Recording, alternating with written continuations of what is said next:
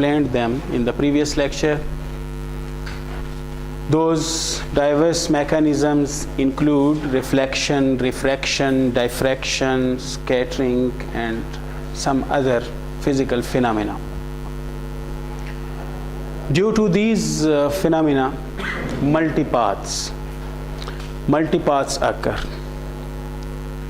A signal is distributed into many other paths, and all those paths have diverse delays, different delays, and when they add up at the receiver side, then the signal is faded out. And most of the time we can say that the multipath is added destructively, so it decreases the signal strength at the receiver. But anyhow, this phenomena can also increase the signal strength at the receiver side as well when it is added constructively. There are some techniques which can increase the signal to noise ratio at the receiver side by adding different multipaths constructively, or by making them in phase and then adding up. So out of those diversity techniques, one major technique is known as the rake receiver that is used in CDMA systems.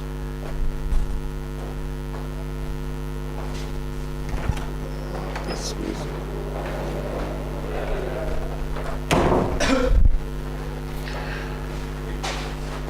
So those techniques can also be developed on the basis of the knowledge from the channel. So if we know the channel, then we can design any diversity techniques on the basis of that knowledge. In urban areas where there is no line of sight, then high-rise buildings cause severe diffraction losses as well as some reflection phenomena or scattering phenomena. Waves travel along different paths of varying lengths. If of varying lengths, it means they would also have different delays. So then the interaction between those waves would cause multipath fading at the receiver. So as a rule, the signal strength decreases as the separation between transmitter and receiver increases. That is the rule.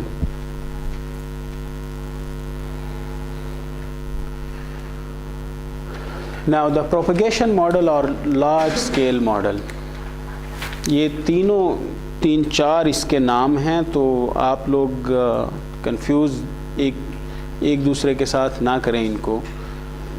Propagation model भी इन्हें कहा जाता है, that means large scale models. तो large scale models भी कहा जाता है, शेडोइंग मॉडल भी कहा जाता है, और पाथ लॉस मॉडल भी कहा जाता है.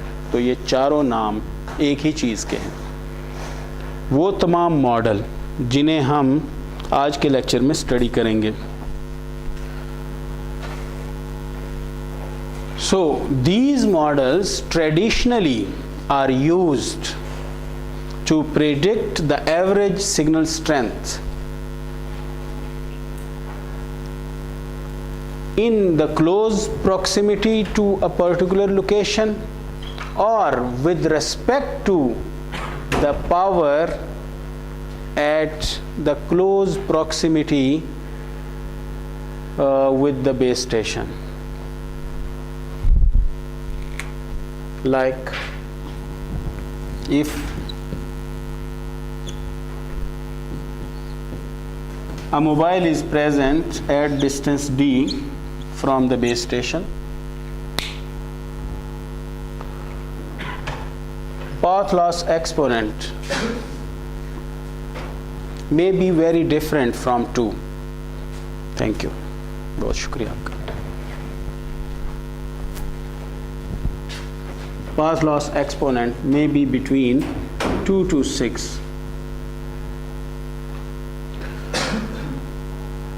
So there is no analytical expression to find the received power at the mobile station over here. कोई analytical expression नहीं है। उसकी reason क्या है? क्योंकि ये एक ऐसे region में मौजूद है जहाँ पर हम जो कांस्टेंट ऑफ प्रोपोर्शनलिटी है उसको फाइंड नहीं कर सकते। ठीक है, फिर क्या किया जाता है कि एक रीजन, जैसे लास्ट लेक्चर में भी हमने डिस्कस किया था, इस तमाम एरिया को 2 रीजन्स में डिवाइड कर दिया जाता है और एक पॉइंट लिया जाता है जो close proximity of the base station होता है। वो पॉइंट यानी एक ऐसा पॉइंट दैट इज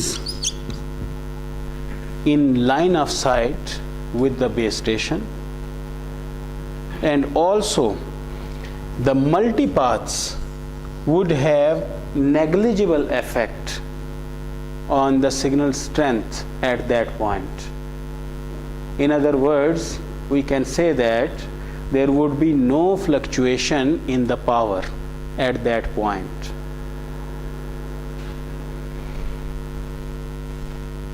इस पॉइंट को हम क्लोज इन रेफरेंस डिस्टेंस कहते हैं।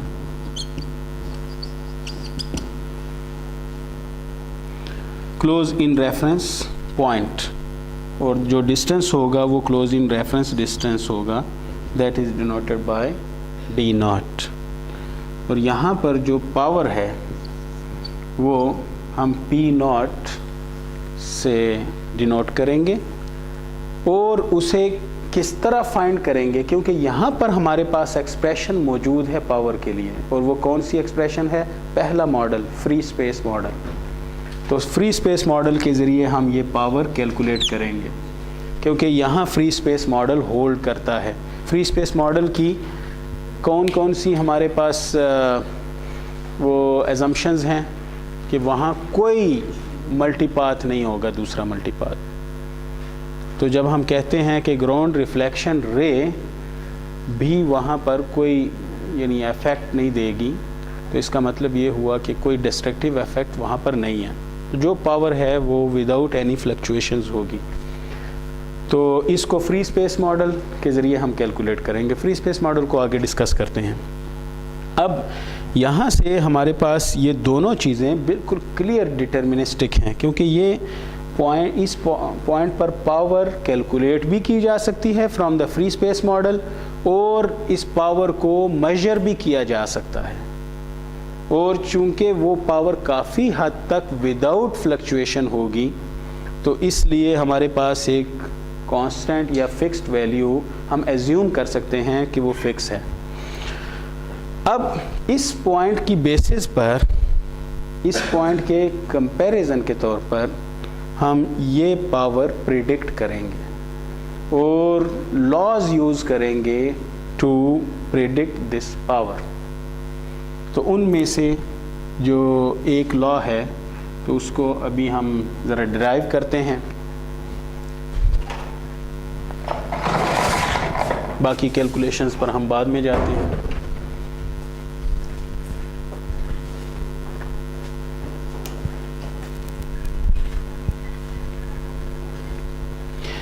गौर करें कि अगर यहाँ पर जो पावर रिसीव हो रही है वो प्रोपोर्शनल है 1/d0 स्क्वायर के इस पॉइंट पर, क्योंकि यहाँ n की वैल्यू वो हम कहते हैं कि 2 है, और जैसे इसको क्रॉस करते हैं इस पॉइंट को, तो यहाँ n की वैल्यू वो कोई हायर वैल्यू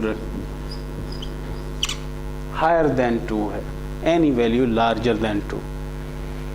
और एक अजम्पशन यहाँ हम जनरली वो एज्यूम करते हैं, और ये एक किसी हद तक वैलिड अजम्पशन है कि इस रीजन 2 में from this point up to the point where we want to predict the power,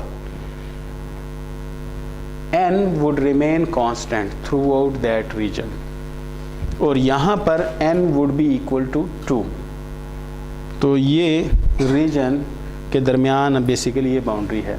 मगर प्रैक्टिकली क्या होता है, ये एजम्पशन है, प्रैक्टिकली n आस्ता आस्ता इंक्रीज़ होता जाता है। और मैंने आपको बताया कि जैसे जैसे आप आगे बढ़ते हैं मल्टीपाथ ज़्यादा होते जाते हैं तो इंक्रीज़ होता है। सेपरेशन के साथ नहीं बल्कि उसका ताल्लुक़ प्रोपेगेशन के साथ है, क्योंकि वहाँ प्रोपेगेशन एनवायरनमेंट के साथ है।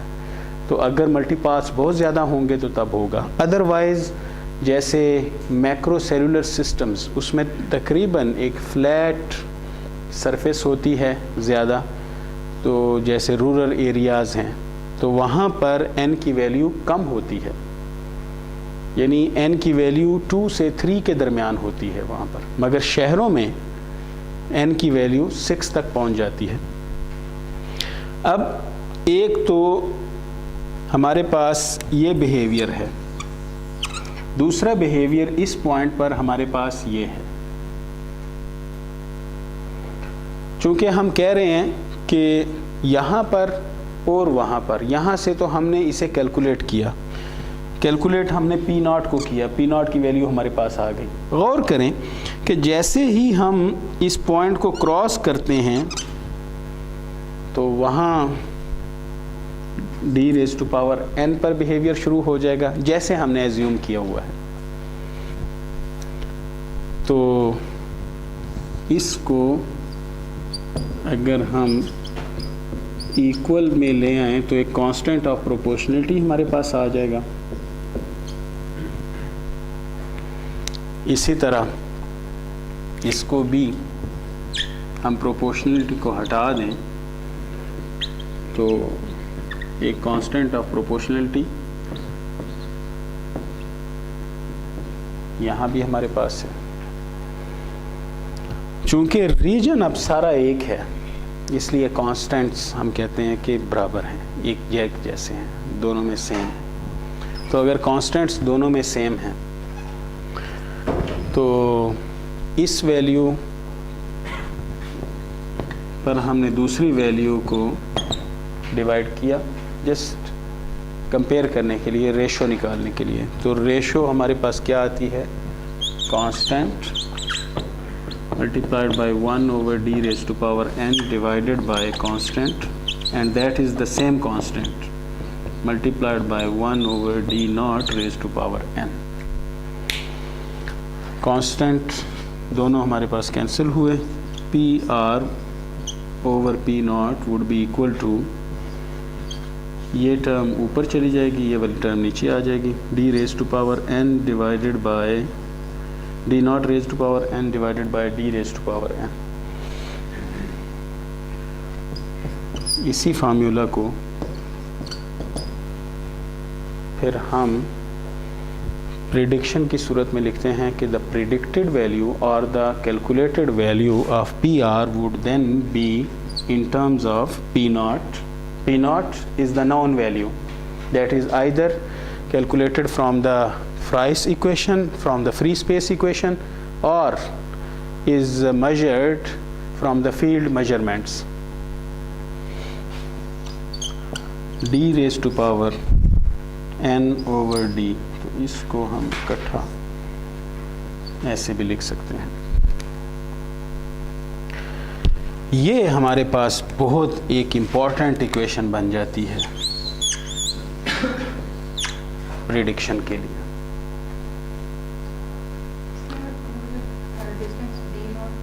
हाँ, ये नाउन होगा, और in micro cellular systems as a rule, in micro cellular systems it is taken as 1 metre from the foot of the base station.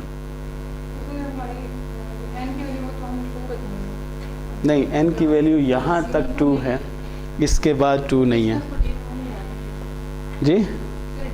नहीं ये पॉइंट है, ये पॉइंट दोनों रीजन में एग्जिस्ट करता है। ऐसा है, कोई पॉइंट ऐसा होता है कि जो दोनों रीजन में एग्जिस्ट करता होता है। तो ये वो पॉइंट है जो दोनों रीजन्स में, एक उसके लेफ्ट साइड पर यानी डी नॉट माइनस डिस्टेंस पे, d not minus would be equal to d not, तो वो डिस्टेंस, तो उस पे आप क्या फाइंड करते हैं, फ्राइज की इक्वेशन या फ्री स्पेस इक्वेशन के ज़रिए पी नॉट की value using free space model. मगर डी नॉट प्लस पे आप फिर दूसरे रीजन में चले जाते हैं, तो दूसरे रीजन में फिर आपको इस मॉडल के तहत आना है। और ये एक एजम्पशन है, मैंने पहले भी कहा प्रैक्टिकली ऐसा नहीं है। प्रैक्टिकली हमारे पास यानी इस रीजन में आगे कहीं जहाँ मल्टीपाथ ज़्यादा हो जाते हैं तो वहाँ पर n की वैल्यू इंक्रीज़ होगी। तो यहाँ तो हम कह रहे हैं यहाँ जो मल्टीपाथ है वो सिग्निफिकेंट नहीं है, वो इग्नोर किए जा सकते हैं। तो अगर वो इग्नोर किए जा सकते हैं तो फिर इस पॉइंट पर अगर इग्नोर हो सकते हैं तो इस पॉइंट पर भी हो सकते हैं।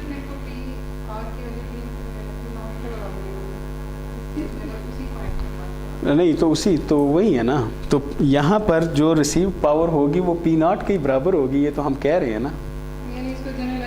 तो इसको जनरलाइज हम कर रहे हैं, ये जनरलाइज्ड इक्वेशन है, ये जनरलाइज्ड मॉडल है, ये हमारा तीसरा मॉडल है। बेसिकली हमने लास्ट टाइम डिस्कस किया था कि 4 एनालिटिकल मॉडल हैं जिनको हम स्टडी करेंगे।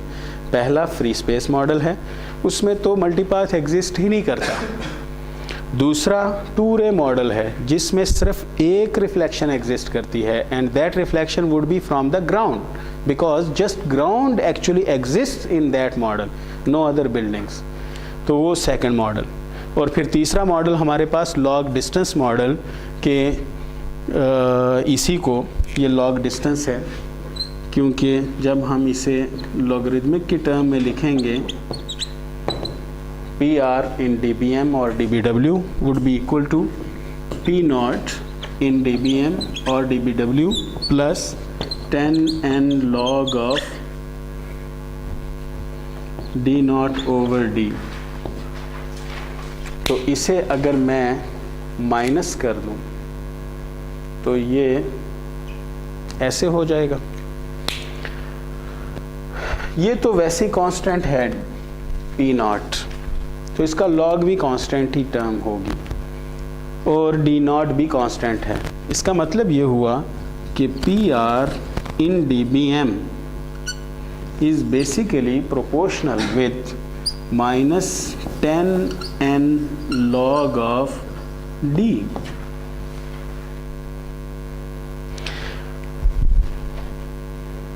और log ऑफ d के ये फिर डायरेक्टली प्रोपोर्शनल है, एक लीनियर प्रोपोर्शनलिटी है।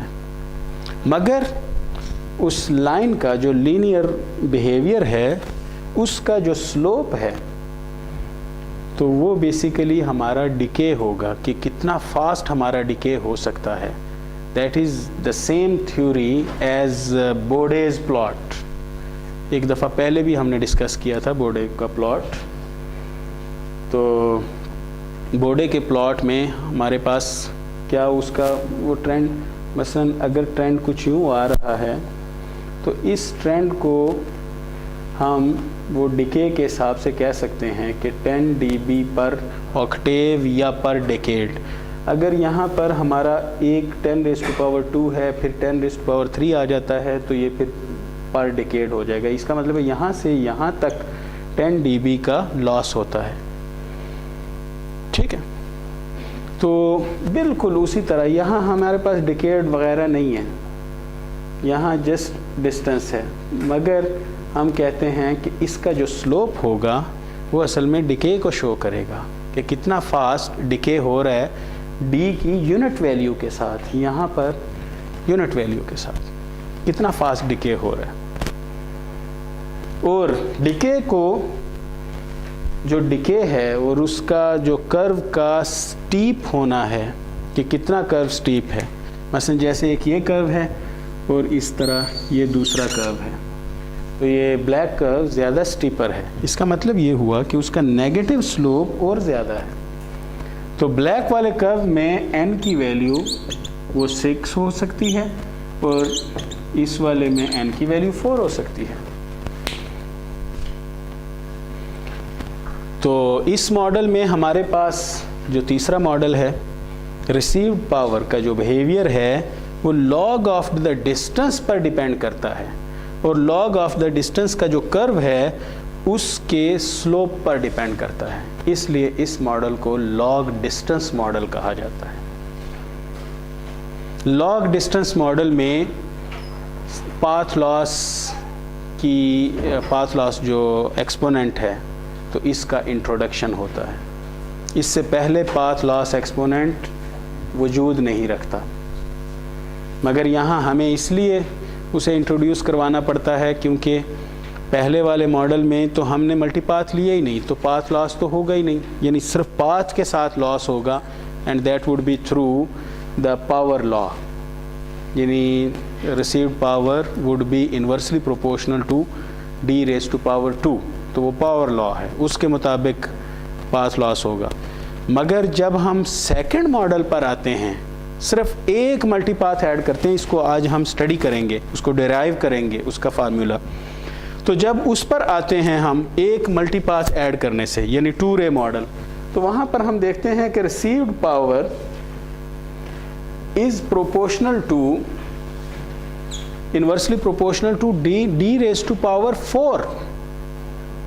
सिर्फ एक मल्टीपाथ, डिस्ट्रक्टिव मल्टीपाथ ऐड करने से तो ट्रेंड चेंज हो गया। तो इसका मतलब ये हुआ कई मल्टीपाथ हैं जिनके हमारे पास तादाद भी नहीं होती, बाजू का तादाद कम और बाजू का ज़्यादा है, तो फिर तो एक जनरल सी टर्म देनी चाहिए। तो फिर इस एक्सपोनेंट के लिए टर्म n, और n मेजर की जाती है फ्रॉम द एनवायरनमेंट, और फिर उस एनवायरनमेंट के लिए हम एज्यूम करते हैं कि पूरे एनवायरनमेंट के लिए एक है, द सेम है। जैसे इस्लामाबाद है तो 3.5 और 3 वुड बी ओके, इस्लामाबाद का ज़रा ओपन एरिया, मगर इस्लामाबाद के साथ चूँकि हिल साइड है तो हिल साइड की वजह से वो n की वैल्यू इंक्रीज़ कर सकती है। इसी तरह अगर बिल्कुल एक फ्लैट रूरल एरियाज़ हैं पंजाब के या भावलपुर साइड के, तो वहाँ पर n की वैल्यू 2.5 से 2.5 और मैक्सिमम कहीं 3 हो सकती है, वरना 2.5। ठीक है, तो 3 तक जा सकती है। उसकी रीज़न ये कि वहाँ पर यहाँ एक और रिसीव पावर एक और चीज़ पर भी डिपेंड करती है, और वो है एंटेना हाइट्स। तो रिसीवर एंटेना हाइट और ट्रांसमीटर एंटेना हाइट उन पर भी डिपेंड करती है, और उनके स्क्वायर पर। तो अगर यहाँ पर हमें एक डिक्रीज़ मिल रहा है तो वहाँ एंटेना हाइट अगर हम इंक्रीज़ कर लेते हैं तो उनका स्क्वायर के हिसाब से हमें गेन मिलता है, यानी फ्लैट रूरल एरिया में। तो flat rural area can be best modelled with 2 रे मॉडल और द ग्राउंड रिफ्लेक्शन मॉडल। कोई क्वेश्चन यहाँ पर?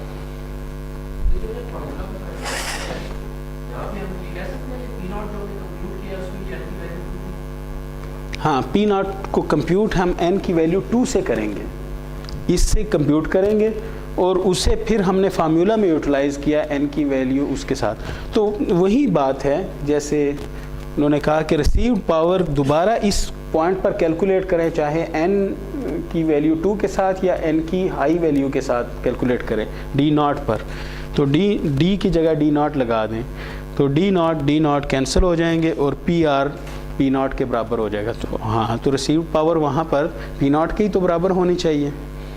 मगर जैसे ही उस पॉइंट से हम निकल के आगे आते हैं तो प्रॉक्सिमिटी हमारी कम होती जाती है, यानी हम कम, यानी नियरनेस हमारी कम है बेस स्टेशन के साथ, तो लाइन ऑफ साइट अफेक्ट होगी। लाइन ऑफ साइट अफेक्ट होने के साथ साथ और मल्टीपाथ्स अब सिग्निफिकेंटली ऐड होना शुरू हो जाएंगे डिस्ट्रक्टिवली। वहाँ तो डिस्ट्रक्टिवली इसलिए ऐड नहीं हो सकता क्योंकि मल्टीपाथ इतना डिले के साथ आता ही नहीं उस पॉइंट पर। तो आगे फिर वो मल्टीपाथ्स बहुत बड़े डिले के साथ वो ऐड होंगे और उनका बिहेवियर जो होगा वो डिस्ट्रक्टिव होगा। Clear? Up to this point clear? कोई क्वेश्चन अगर है तो आप करें। नहीं, क्लास का टाइम नहीं ज़ाया होता, आप क्वेश्चन करें। जी बताएं।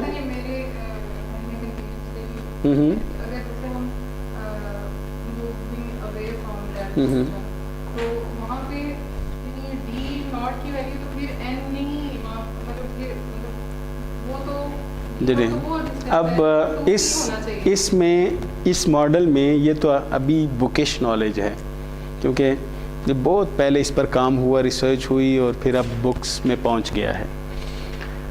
एनालिटिकल मॉडल्स उस वक़्त इतना ज़्यादा यानी उन पर रिसर्च नहीं हुई थी जब एक्यूमुरा और हैटा को मेजरमेंट्स करनी पड़ी और मेजरमेंट्स से मॉडल बनाने पड़े जो एम्पिरिकल मॉडल्स हैं। बाद में तो इन पर रिसर्च हुई, मगर अभी रिसर्च इस पर चल रही है।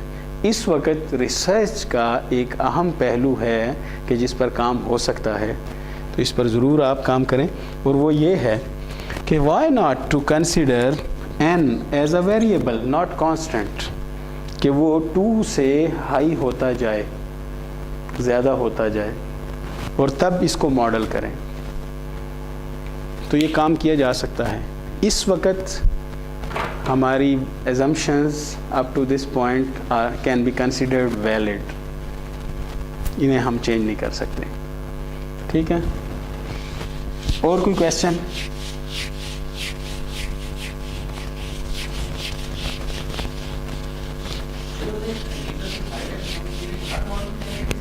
नहीं, ये हम असल में एक मॉडल में ज़्यादा इसको इम्पोर्टेंस देते हैं और वो है टूरे मॉडल, मगर ये हर मॉडल में एंटेना हाइट इम्पॉर्टेंट है।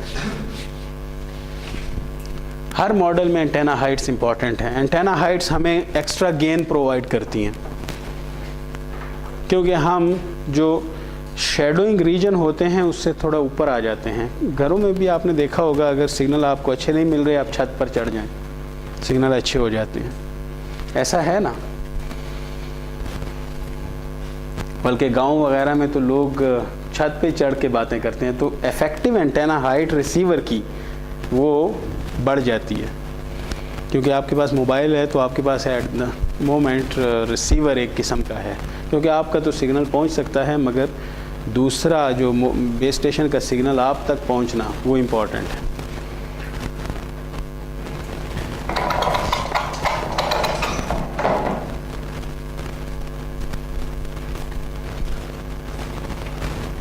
So these models have traditionally focused on predicting the average signal strength, not the instantaneous signal strength,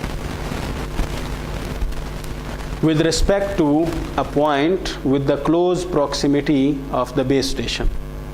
Now the models that would predict mean signal strength for any arbitrary transmitter-receiver separation are known as large scale models, or the propagation models, or the path loss models, or shadowing model, and these are useful for estimating the radio energy from a transmitter. And the models that characterize the rapid fluctuations of the received signal strength with respect to the fractions of the wavelength of distance, यानी बहुत कम distance में। जैसे मैं अगर यहाँ से यहाँ होता हूँ तो सडनली पावर कोई 20 dB कम हो जाती है। 20 dB का मतलब 100 टाइम्स कम हो जाती है पावर। तो ये रैपिड फ्लक्चुएशंस हैं with respect to the distance, very small distance, और या फिर with respect to the time instant. मसलन इंस्टेंटेनियसली पावर फ्लक्चुएट करती है। मैं इधर ही हूँ, आगे पीछे मुड़ नहीं रहा, ना कहीं भी हूँ। आप अपना मोबाइल कभी भी वो देखें अगर, और मैं या अपना मोबाइल देखूं, तो मोबाइल पर जो सिग्नल मुझे मिलेंगे तो तो उसी जगह मैं खड़ा हूँ, मैं मोबाइल को हिला भी नहीं रहा और सिग्नल फ्लक्चुएट कर रहे होंगे, सिग्नल की पावर। इसकी रीज़न क्या है? क्योंकि ना मैं मूवमेंट में हूँ ना बेस स्टेशन मूवमेंट में है, मगर एनवायरनमेंट जो हमारे इर्द गिर्द है वो असल में वहाँ पर कुछ ना कुछ मूवमेंट हो रही है, जिसकी वजह से सिग्नल्स बाज़ औक़ात मुझे मिलते हैं और बाज़ औक़ात सिग्नल नहीं मिलते। तो इन सब को इस तरह के जो बिहेवियर होगा, जो सडन बिहेवियर होगा सिग्नल स्ट्रेंथ का, तो उसे स्टडी हम कहाँ पर करेंगे? स्मॉल स्केल, या फिर उसी स्मॉल स्केल फेडिंग को एक्चुअली फेडिंग कहा जाता है। और जो लार्ज स्केल फेडिंग है, इसे फेडिंग नहीं कहा जाता, इसे शैडोइंग कहा जाता है या पाथ लॉस कहा जाता है। तो फेडिंग जब वैसे ही अगर वर्ड यूज होगा, that would be for rapid fluctuation in the signal strength.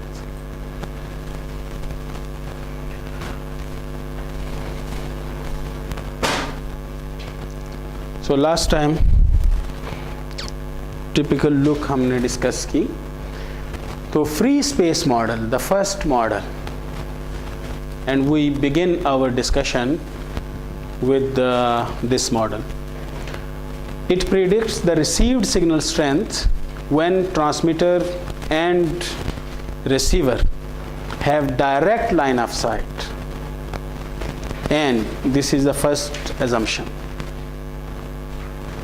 And the second assumption for this model, that there would be no other multipaths that adds to the direct line of sight destructively. That is not present in this model. So applications for this model are also there. Satellite links can be practically modeled with free space model, and also the microwave links. Those are basically line of sight links.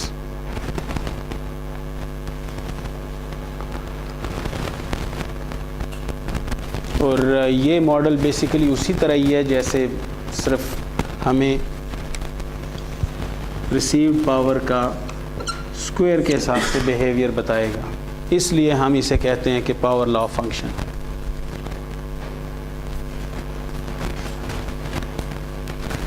इसके साथ ही जब हम इसकी बात करते हैं तो power की, तो कुछ दोबारा एंटेना फंडामेंटल्स कुछ हम दोबारा स्टडी करते हैं। हमने पहले भी एक दफ़ा स्टडी किए हुए हैं। तो isotropic antenna, the antenna that is used for referencing, that is not a practical antenna, but that is used for reference. So isotropic antenna radiates in all directions, 360 degrees in azimuth, and also in all vertical directions from 0 to 90 degree vertical. तो तमाम, जैसे एक sphere बनता है तो उसी तरह radiation इसकी होती है। तो ऐसा एंटेना प्रैक्टिकली पॉसिबल ही नहीं है। So the antenna gain would be equal to 1, क्योंकि हमारे पास जो रेडिएशन हो रही है वो सारी यूनिफॉर्म है। तो अगर एक एंटेना जो रेडिएट्स करता है isotropically can also be a receiver antenna that would receive signal isotropically from all directions. तो इस प्रिंसिपल को पहले भी मैंने बताया है कि ये बेसिकली रेसिप्रोसिटी प्रिंसिपल है कि कोई भी एंटेना वो ट्रांसमिशन और रिसीविंग के लिए एक ही वो एंटेना पैटर्न के ज़रिए यूज़ किया जा सकता है। Now the gain can be calculated for any antenna, and that is proportional to the effective area of aperture of any antenna.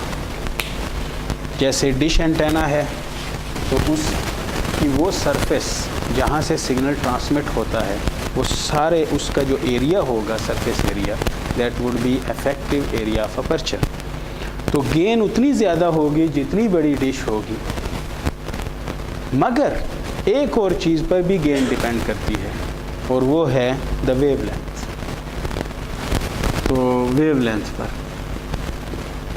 और वेवलेंथ पर गेन इन्वर्सली डिपेंड करती है। जितनी ज़्यादा वेवलेंथ होगी उतनी कम गेन होगी। इसका मतलब है कि जो लो फ्रीक्वेंसी सिग्नल्स हैं तो उनकी अगर हम अच्छी गेन हासिल करना चाहते हैं तो हमें एरिया ऑफ अपर्चर पर ज़्यादा तवज्जो देनी होगी।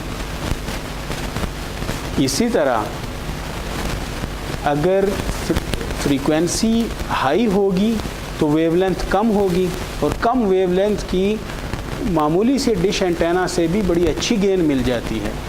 इसीलिए 12 गीगाहर्ट्ज़ पर जो डिश यूज़ होती है जो KU बैंड के लिए, ये जो आम आजकल शायद वो डिजिटल टीवी के नाम से भी वो फ्रीक्वेंसी यानी सिग्नल्स देते हैं, तो वो जो KU बैंड है, KU बैंड के ऑपरेशन के लिए छोटी डिश होती है।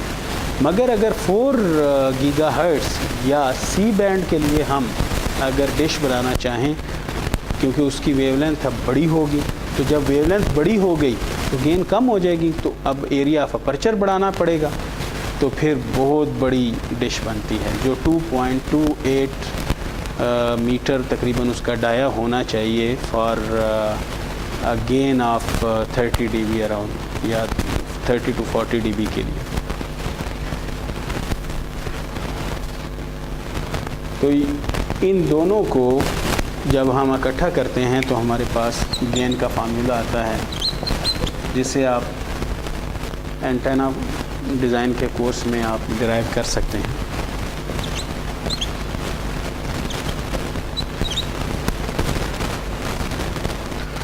तो ये हमारे पास गेन का। अब अगर गेन इक्वल टू हम 1 कर दें तो आइसोट्रोपिक एंटेना, कोई भी आइसोट्रोपिक एंटेना का एरिया ऑफ अपर्चर फिर आसानी के साथ फाइंड किया जा सकता है।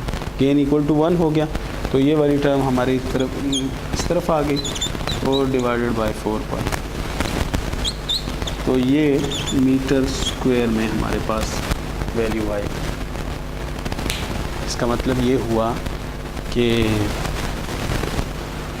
Lambda square divided by 4 pi metre square हमारे पास आता है। तो इससे एक छोटा सा कॉन्सेप्ट जो अमूमन लिया जा सकता है कि एरिया बेसिकली लेंथ का स्क्वायर होता है, यानी साइड बाय साइड का स्क्वायर। अगर हमारे पास एक पैच है, अदरवाइज़ अगर हमारे पास लेंथ और उसके साथ विड्थ की डायमेंशन है तो हम उसका स्क्वायर कह सकते हैं। ये जस्ट एक रूल ऑफ थंब मैं यूज़ कर रहा हूँ, यानी अप्रोक्सीमेशन। अगर एक लाइन एंटेना है तो यहाँ से देखें एक concept L then can be equal to this. इसलिए हम कहते हैं कि जो एंटेना, अगर वायर एंटेना या लाइन एंटेना आप लेना चाहते हैं तो उसकी लेंथ तकरीबन इनके दरमियान हो। तो एक रफ सा एस्टिमेट, तो वो रफ सा एस्टिमेट, और ये एक किसी हद तक एक ओमनी डायरेक्शनल एंटेना होगा। क्यों? क्योंकि G = 1 हमने कंसिडर करके आगे काम किया, तो ओमनी डायरेक्शनल एंटेना, तो एक डायपोल, ठीक है।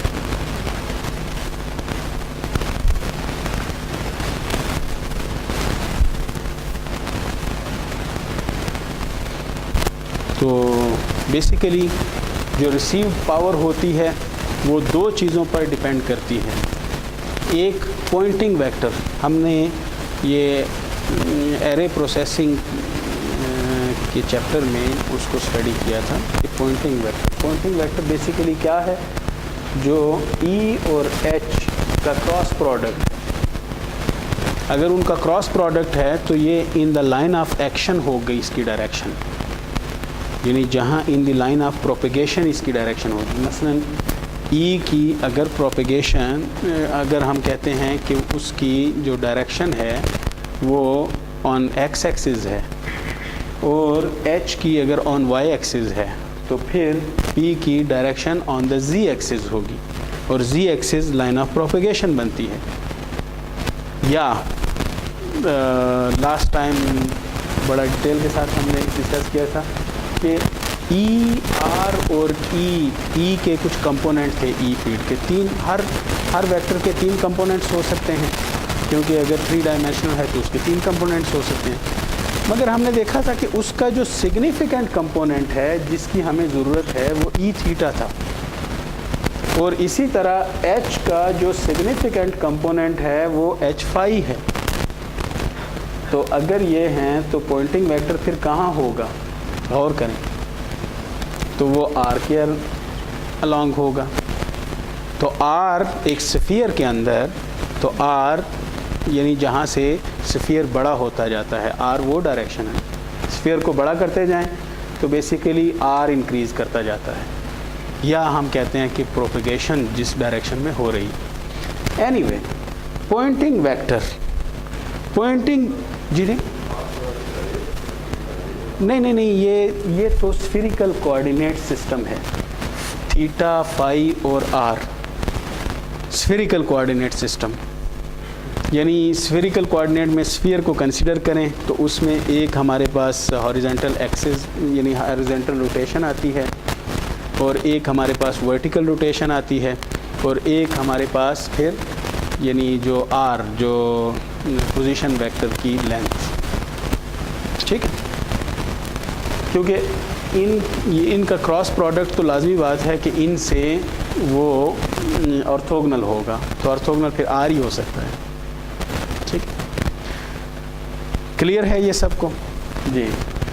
अब ज़रा गौर करें कि ये जो हमारे पास जो भी पॉइंटिंग वेक्टर की वैल्यू आएगी, तो बेसिकली ये किसी एरिया पर इंसिडेंट होगी। तो असल में ये हमारे पास एरिया डेंसिटी है पावर की या एनर्जी की, एरिया डेंसिटी कि कितनी एनर्जी उस एरिया में इंसिडेंट है। अब अगर ये हमारे पास एरिया डेंसिटी है तो मल्टीप्लाई अगर इसको एरिया के साथ हम कर दें तो हमारे पास उस एंटेना का जितना एरिया होगा, क्योंकि ये एंटेना अब रिसीवर है, एनर्जी आ रही है, तो उसके सामने जितना हमने एरिया दे दिया सिग्नल्स के सामने, वो सिग्नल एब्जॉर्ब हो जाएंगे, बाकी सिग्नल तो निकल गए। और सिग्नल्स की एरिया डेंसिटी क्या थी, वो पॉइंटिंग वेक्टर था उनका, ठीक है। तो जब इसके साथ हम मल्टीप्लाई करेंगे तो ये हमारे पास एवरेज रिसीव्ड सिग्नल स्ट्रेंथ हो जाएगी, जिसे हम पावर भी कहते हैं, रिसीव्ड पावर, ठीक है। तो ये हमारे पास कितना आएगा,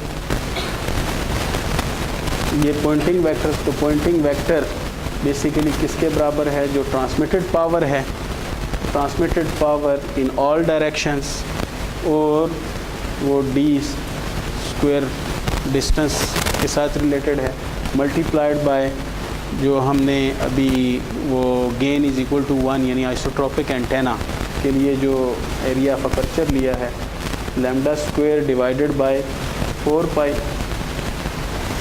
तो इन दोनों को हम इकट्ठा करते हैं तो received power at the isotropic antenna वो हमें मिल जाती है, जिसमें गेन इक्वल टू 1 है। अभी हमने एंटेना गेन उसमें शामिल नहीं की, यानी यूनिट फॉर्म में हमें रिसीव्ड पावर मिल जाएगी। तो वो क्या है, PT 4 pi whole square lambda square divided by d square. ये वो इक्वेशन है जो फ्री स्पेस मॉडल की बेसिक इक्वेशन बनती है और जिसे फ्राइस की इक्वेशन कहा जाता है, मशहूर और मारूफ equation.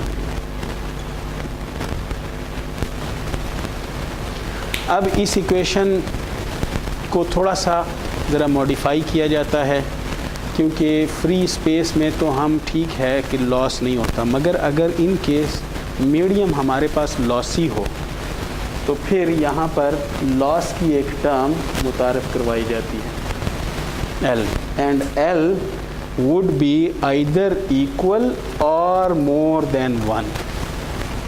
So if it is a free space medium like vacuum या एयर इंटरफेस को भी हम किसी हद तक वही कह सकते हैं, तो अगर ऐसा है तो वहाँ पर L की वैल्यू इक्वल टू 1 होगी। अदरवाइज़ अगर हमारे पास कोई मटेरियल है, कोई ख़ास किस्म का एनवायरनमेंट या कोई डाइलेक्ट्रिक है दरमियान में, तो फिर L की वैल्यू हाई होगी। और अगर L की वैल्यू मसलन हाई होती है, 2 या 3 होती है, तो रिसीव्ड पावर फिर कम होती जाएगी।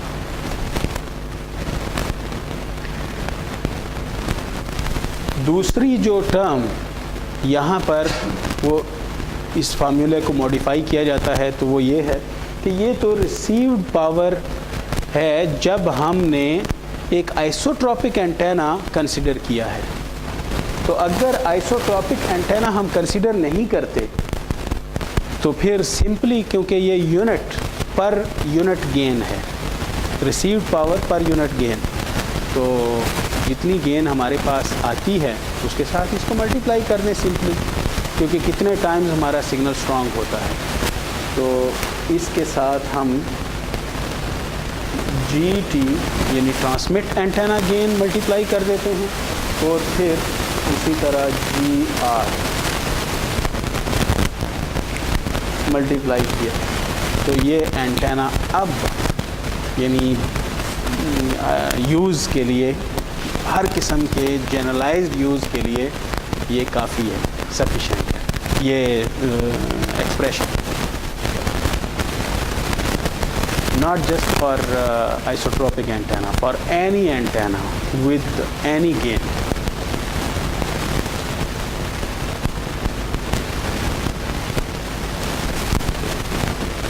जी हाँ, D तो स्क्वायर है, ये D का स्क्वायर है क्योंकि फ्री स्पेस मॉडल D का स्क्वायर है।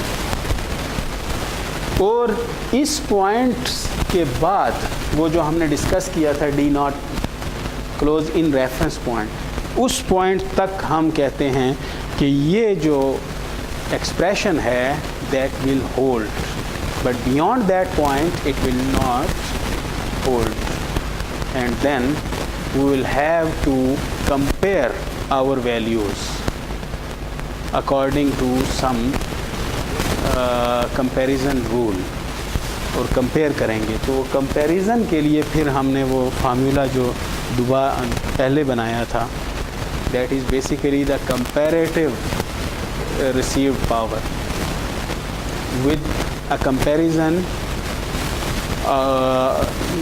with the power that is received at the close in reference point, तो उसके साथ हम कंपेयर करते हैं। मगर कंपैरिजन किस रूल के तहत करते हैं? Not for n is equal to 2, for any other value other than n, क्योंकि अगर n इज इक्वल टू 2 जहाँ तक भी अगर एप्लीकेबल है वहाँ तक ये फार्मूला एप्लीकेबल होगा, जहाँ पाथ लॉस एक्सपोनेंट की वैल्यू 2 रहती है। जैसे ही 2 से ये चेंज होती है तो तब फिर बिहेवियर हमारा चेंज हो जाएगा, फिर बिहेवियर पॉइंटिंग वेक्टर की ये वाली वैल्यू नहीं रहेगी, और वहाँ पर कुछ और काफ़ी सारे प्रॉब्लम्स फिर आ जाते हैं, क्योंकि वहाँ पर पोलराइजेशन होती है, वहाँ पर सिग्नल की डिस्ट्रक्टिव एडिशंस और इस तरह के बड़े फिनोमेना हैं जिनको हम फिर एक्सप्लेन एनालिटिकली नहीं कर सकते। तो जब एनालिटिकली एक्सप्लेन नहीं कर सकते फिर आप रूल यूज़ करते हैं इंटरपोलेशन या एक्स्ट्रापोलेशन। तो बेसिकली जो हमने रूल वो डिराइव किया था, यानी P0 की मदद से हम एक्स्ट्रापोलेशन कर रहे होते हैं with some different value of n। जानते हैं ना एक्स्ट्रापोलेशन और ये चीज़ें।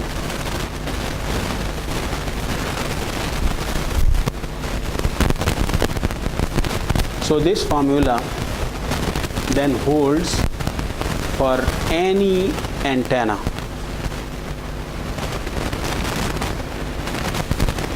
any type of antenna, whether it is isotropic antenna or non-isotropic antenna.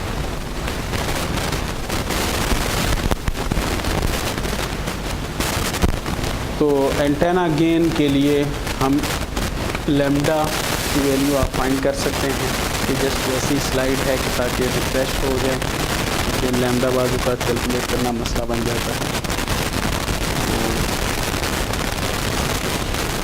Units PT and PR. PT would be the transmit power from the tip of the antenna, the electrical power that is transmitted as electromagnetic wave. तो वो transmit power है. वो आपने सुना होगा कि ये base station इतने पावर का है, वो बेस स्टेशन इतने पावर का है. तो ये किसी भी यानी जो ट्रांसमीटर है तो उसकी इलेक्ट्रिकल पावर की वैल्यू होती है जो इलेक्ट्रिकल पावर एंटेना की टिप से ट्रांसमिट की जा रही है. ट्रांसमिशन के साथ ही प्रोपेगेशन की पावर उतनी नहीं होती क्योंकि रिटर्न लॉस होता है यानी एंटेनास का. एंटेना थ्योरी में कुछ चीज़ें आपने लॉस की भी पढ़ी होंगी, क्योंकि जब अगर एंटेना का जो इम्पीडेंस है वो अगर मैच ना हो सिस्टम इम्पीडेंस के साथ तो वहाँ पर रिटर्न लॉस होगा. यानी कुछ पावर जो ट्रांसमिट करने की कोशिश हम कर रहे हैं, इलेक्ट्रिकल पावर, वो बैक हो जाती है उसका कुछ हिस्सा, तो वो एज अ लॉस वो एंटेना को फिर गर्म कर देता है. यानी वो कहीं तो डिसिपेट होगी तो वो हीटिंग में डिसिपेट हो जाती है और जो टिप से जो ट्रांसमिट होती है वो काफ़ी कम होती है. तो PT is the transmit antenna power. PT and the PR is the received antenna power at the receiver side, at the receiver's antenna. So PT and PR both would be in the same units. If in watt, then both quantities would be in watt, milliwatt. And if logarithmically expressed, then these powers would be in dBW and dBm. याद रखें dB में power नहीं होगी, ये बात याद रखें. GT and GR are dimensionless if used linearly, but if they are used logarithmically, then their unit would be dB, जो dimensionless. L is due to the transmission line attenuation, filter and other antenna losses. और जो return loss और दूसरी चीज़ें हैं वो हम L में ही एक्सप्रेस करते हैं, मगर यहाँ पर हम आइडियल सिस्टम ले रहे हैं, एक ऐसा एंटेना जो सारी की सारी पावर ट्रांसमिट कर रहा है, तो इसलिए हम L की वैल्यू इक्वल टू 1 रख रहे हैं.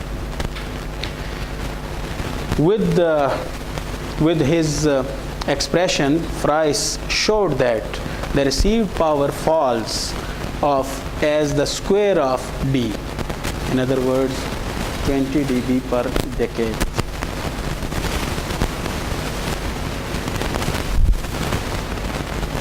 क्योंकि n की वैल्यू 2 हो जाएगी तो -20 log of d, तो -20 log of d, तो वो हमारे पास स्लोप आएगा उसका. EIRP, effective isotropic radiated power. This is basically the power that is used as reference from any transmitter. जैसे मैंने शुरू में भी कहा था जब सैटेलाइट कम्युनिकेशन का पोर्शन हम स्टडी कर रहे थे कि EIRP सैटेलाइट्स की वो मेंशन होती हैं. अब अगर आप ज़मीन के किसी लोकेशन पे हैं तो कितनी EIRP आपके लिए है तो वो मेंशन है. तो EIRP would be equal to PT multiplied by GT. Transmit power, electrical power that is transmitted, multiplied by the antenna gain, the transmit antenna gain. If the transmit antenna gain is 100, that means that all the power is concentrated in that direction. यानी जब हम signals को इकट्ठा करते हैं तो basically तो gain बढ़ जाती है. मसलन जो सिग्नल अगर आइसोट्रॉपिकली ट्रांसमिट होना था तो वो आइसोट्रॉपिकली ट्रांसमिट करने की बजाय हम किसी ख़ास डायरेक्शन में बीम बना के उसे सेंड करते हैं, डायरेक्शनल एंटेना, तो गेन बढ़ जाएगी. और अगर रिसीवर साइड पर हम सिग्नल्स को अब कलेक्ट करने की कोशिश करते हैं किसी ख़ास एंगल पर, जैसे डिश एंटेना यही काम करता है. ये जो सिग्नल्स आ रहे हैं इन सब को वो एक पॉइंट पर कलेक्ट करता है, तो इस पॉइंट पर उन सिग्नल्स को कलेक्ट करेगा. तो बेसिकली ये सारे सिग्नल्स इस पॉइंट पर कलेक्ट हुए, तो हमने वही काम किया कि पॉइंटिंग वेक्टर यानी पर मीटर स्क्वायर या पर यूनिट स्क्वायर के हिसाब से जो सिग्नल्स आ रहे थे, डेंसिटी थी जो सिग्नल्स की, तो हमने एरिया ऑफ अपर्चर उसे प्रोवाइड कर दिया. तो अब ये जो रिसीव्ड यहाँ पर पावर होगी that would be Poynting vector multiplied by this area of aperture. ठीक. तो EIRP उसके बराबर होगी. It represents the maximum radiated power available from the transmitter in the direction of antenna gain. यानी डायरेक्शनल एंटेना होगा तो antenna gain होगी. ये अगर ट्रांसमिट कर रहा है तो यहाँ से पावर इन से टकरा के इस तरफ को जाएगी, तो एक डायरेक्शनल बीम बनेगी. तो वो पावर असल में ऑल डायरेक्शंस में भी यानी फैल सकती थी, मगर हमने एक डायरेक्शन में उसे सेंड कर दिया, तो इसका मतलब है कि हमने गेन हासिल किया है. So the word is then used that in the direction of antenna gain, यानी जिसमें एंटेना गेन प्रोवाइड कर रहा है उस डायरेक्शन में, as compare to isotropic antenna, यानी अगर वो तमाम डायरेक्शंस में भेजे तो एक आम सा, यानी ये कोई ख़ास कोई उस टेलीकम्युनिकेशन से ही या वायरलेस कम्युनिकेशन से ही रिलेटेड नहीं है. आम जो घरों में भी लोग होते हैं, तो अगर कोई डायरेक्शनल बल्ब बनाना होता है तो बल्ब वही होता है, तो उसके साथ ही उसका रिफ्लेक्टर साथ बना लेते हैं ताकि वो जो सिग्नल बैक साइड पर जाए वो भी रिफ्लेक्ट होके आगे चले जाएं. तो यही काम उधर भी हो रहा है, बिल्कुल वो डिश एंटेना वाला काम है. और इसी तरह जो लाउड स्पीकर होता है तो वो भी यही काम करता है. वो सिग्नल्स को एक ख़ास डायरेक्शन में सेंड करने के लिए इकट्ठा कर देता है. जो इधर उधर सिग्नल जाने हैं वो उसी डायरेक्शन में उनको भेज दिया जाता है. और यहाँ पर देखें, क्योंकि सिग्नल लाइन ऑफ साइट में आ रहे हैं, तो सिग्नल लाइन ऑफ साइट में आ रहे हैं इसलिए वो इन फेज़ हैं, कहीं से वो टकराए नहीं हैं और उनकी पोलैरिटी भी चेंज नहीं हुई, तो इन फेज़ हैं. तो इन फेज़ सिग्नल आके यहाँ से जब टकराते हैं तो एक ही डिस्टेंस फिर ट्रैवल करते हैं रिफ्लेक्शन के बाद. तो मल्टी पाथ तो बन गए हैं, मगर सारे के सारे एक ही डिस्टेंस ट्रैवल करते हैं. जो सिग्नल यहाँ आया उसे भी उतना ही डिस्टेंस मिल रहा है जो यहाँ से यहाँ तक जाता है, फोकल पॉइंट. तो जब इस डिस्टेंस पर वो आके फिर आपस में ऐड हो जाता है, क्योंकि इन फेज़ एडिशन हो रही है या इन फेज़ समेशन हो रही है. तो रिफ्लेक्टर एंटेना एक किस्म की ये भी पूरी डाइवर्सिटी है. तो डाइवर्सिटी तो है, यानी इसमें इसका एक तो स्पेस डाइवर्सिटी इसको कहते हैं. दूसरा इसमें हमारे पास टाइम डाइवर्सिटी आती है कि हमने टाइम वाइज सिग्नल्स को फेज़ किया, इन फेज़ किया और उनको आपस में ऐड किया.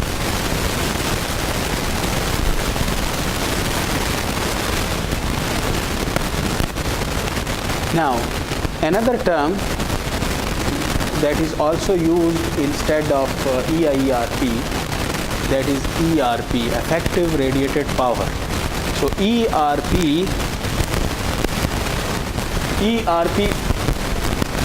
is basically the effective radiated power if it is compared with a half dipole antenna. और EIRP वो था कि जब हम कंपैरिजन करते हैं, रेफरेंस लेते हैं आइसोट्रॉपिक एंटेना का, तो फ़र्क सिर्फ एंटेनास का ही है। इसलिए कभी भी एंटेना की जब स्पेसिफिकेशन आती हैं कि एंटेना किस किस्म का है, उसका गेन कितना है, तो उसके साथ गेन की टर्म के साथ dB के साथ फिर एक छोटा सा d या एक छोटा सा i लिखा जाता है। तो i for the gain reference when it is refer to isotropic antenna, so a dBi would be written with the gain. Or if the reference is a half wave dipole antenna, then a small d would be written with the dB value of the antenna gain. और दोनों के दरमियान फ़र्क कितना है कि dipole antenna is equal to 1.64 in linearly, but it would be 2.15 dB logarithmically. तो यहाँ से अगर गौर करें कि अगर 2.15 dB है, इसका मतलब है कि जो डायपोल एंटेना है that is directional as compared to the isotropic antenna. Isotropic antenna की गेन 1, अगर इसकी गेन 1.64 है, इसका मतलब है थोड़ा सा डायरेक्शनल है, और ये प्रैक्टिकल एंटेना है, और वो थ्योरेटिकल या आइडियल एंटेना है जो एग्जिस्ट नहीं करता। तो ये प्रैक्टिकल एंटेना है, इसको हम ओमनी डायरेक्शनल एंटेना के तौर पर लेते हैं, एज्यूम करते हैं, मगर ये 100% ओमनी डायरेक्शनल तो नहीं है, क्योंकि इसकी गेन 1 होनी चाहिए, जबकि इसकी गेन 1 नहीं है। इसका मतलब ये हुआ कि ERP जो होगी, इफेक्टिव रेडिएटेड पावर, वो हमेशा 2.15 dB स्मॉलर होगी EIRP से। तो किसी भी ट्रांसमिशन सिस्टम के लिए। Now the path loss. The path loss represents the signal attenuation, कि सिग्नल एटेन्युएट कितना करता है।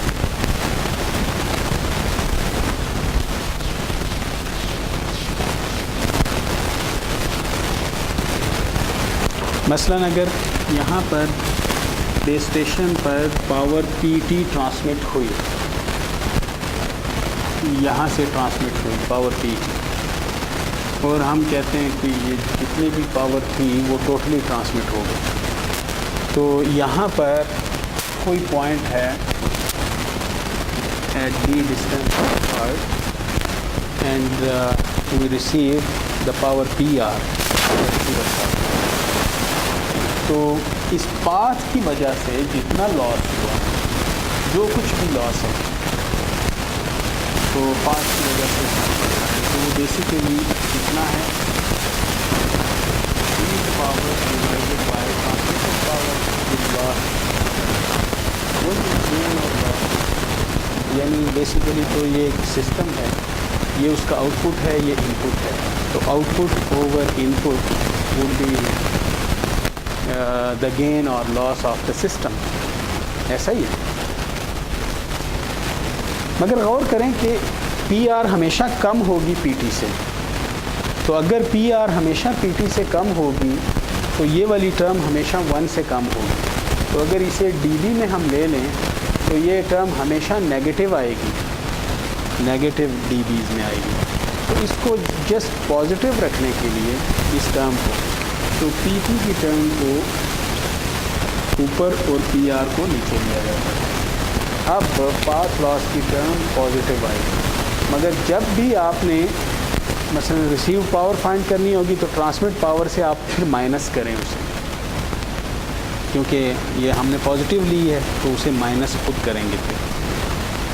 मगर बाकी उन डिटेल्स में जाने की ज़रूरत नहीं है, बस समझ लें कि पाथ लॉस हमारे पास ये है और ये एक पॉजिटिव टर्म होगी। पॉजिटिव टर्म ये 1 से ज़्यादा होगी और हमेशा ही dB में पॉजिटिव होगी। तो वहीं फ्राइस की इक्वेशन में